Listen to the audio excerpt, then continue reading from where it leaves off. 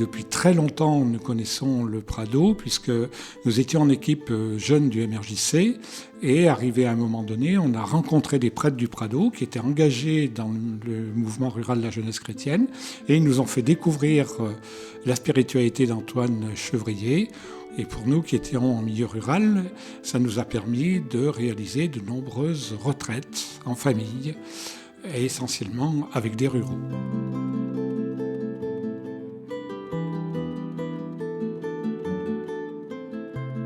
Alain Arnaud est délégué diocésain au diaconat pour le diocèse de Saint-Étienne, diacre depuis 2001 et délégué au monde rural depuis 3 ans, un milieu qu'il connaît bien puisque, comme son épouse Bernadette, il vient de ce milieu. Très tôt, Alain s'est senti attiré par la spiritualité du Prado qui se déploie à partir d'un triptyque, la crèche, la croix et le tabernacle. Et ce lien s'est d'autant plus renforcé avec les années que le Prado a fait paraître en 2019 un livre intitulé « Le rural intéresse-t-il encore le Dieu des vivants ?» La crèche, la croix, le tabernacle. Ce triptyque-là est un peu le triptyque des diacres autour de la parole, de la solidarité et de l'autel, du service de l'autel. Et personnellement, ce qui m'a beaucoup touché, c'est la révélation qu'a eue le Père Chevrier la nuit de Noël. Cet enfant dans la crèche, le plus pauvre, ça a été pour moi quelque chose d'important dans la découverte de la spiritualité du Prado. En quoi cette spiritualité répond-elle de manière spécifique aux préoccupations et aux problématiques propres au monde rural?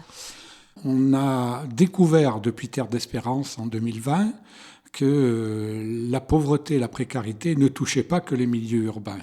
Par contre, c'était encore plus enfoui en milieu rural, parce qu'en milieu rural, les personnes en précarité, les plus pauvres, n'avaient pas de problème d'alimentation, puisqu'ils étaient autosuffisants pratiquement. Contrairement en ville, où les personnes se déplaçaient ou étaient visitées par les conférences en médecine de Paul ou autres, auprès des banques alimentaires.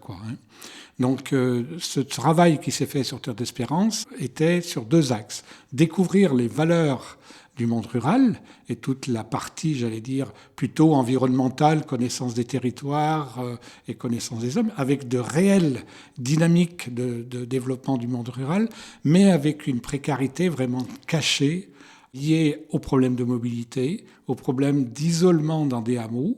Un exemple tout précis, une dame nous disait, depuis qu'il y a les regroupements de boîtes aux lettres en haut du chemin, je vois personne de la semaine. Voilà, parce que le facteur ne passe plus.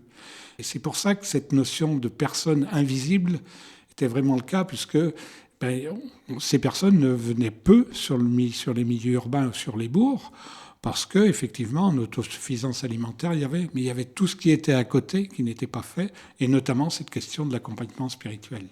Alors, qu'est-ce que vous proposez, vous ? La proposition qui est faite, on est en train de l'expérimenter sur notre paroisse, c'est de mettre en place des veilleurs. C'est-à-dire que des personnes d'une paroisse ou d'un secteur paroissial rural soient volontaires pour faire de la visitation et rendre visite aux personnes qui sont éloignées, isolées, non pas pour régler leurs problèmes économiques et sociaux, mais pour qu'il y ait une vraie présence. Pour des personnes âgées, par exemple, discuter 1 heure avec ces personnes, ou faire un jeu, ou entendre les chansons et faire remonter, par exemple, s'il y a des problèmes sociaux de santé, de le faire remonter aux personnes qui sont susceptibles de pouvoir intervenir. C'est vraiment ce lien de proximité qui est vraiment recherché sur cette idée des veilleurs. Et le parcours du Père Chevrier, ça vous inspire de ce point de vue-là ? Le parcours du Père Chevrier nous inspire, nous, et nous nourrit, parce que le Père Chevrier était quelqu'un qui allait vers, qui n'attendait pas que les gens arrivent.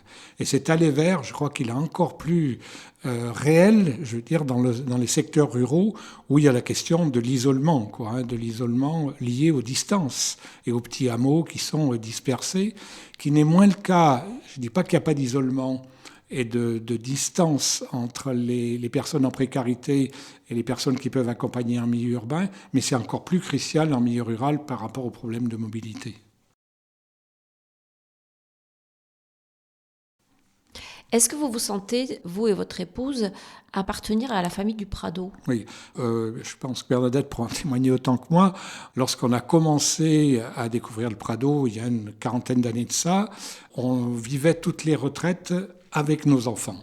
Et là, on a découvert, effectivement, au Prado, une famille qui réunissait aussi bien des laïcs, des prêtres, des frères, des diacres.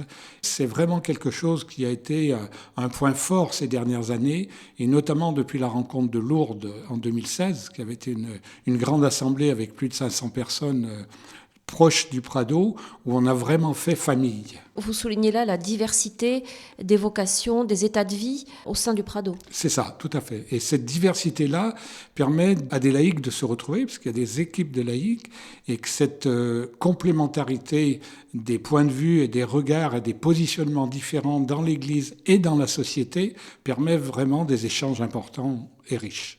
Nous, par exemple, dans le diocèse de Saint-Étienne, on est en équipe de partage d'évangile avec d'autres couples très divers dans leurs engagements, ce qui permet d'échanger sur notre vision que l'on a les uns et les autres autour de l'évangile.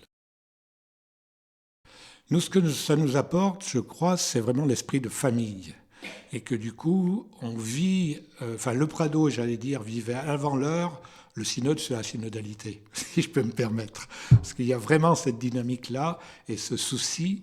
Par exemple, l'Assemblée générale des prêtres du Prado vient de se terminer.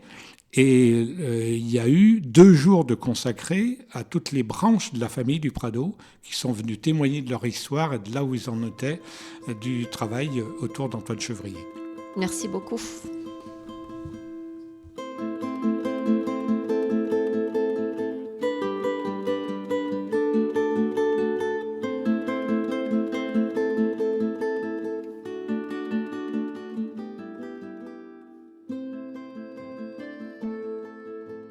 Je suis Bernadette Arnaud et je suis l'épouse d'Alain, qui est diacre depuis 2001.